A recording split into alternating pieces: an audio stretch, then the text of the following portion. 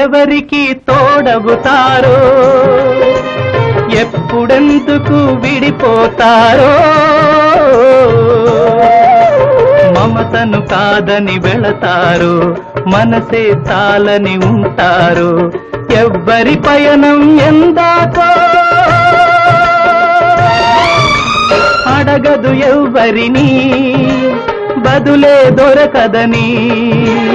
అడగదు ఎవ్వరిని బదులే దొరకదని ఓ బాటసారి ఇది జీవిత రహదారి ఎంత దూరమో ఏది అంతమో ఎవరు ఎరుగని దారి ఇది ఒకరికి సొంతం కాదు ఇది ఓ బాటసారి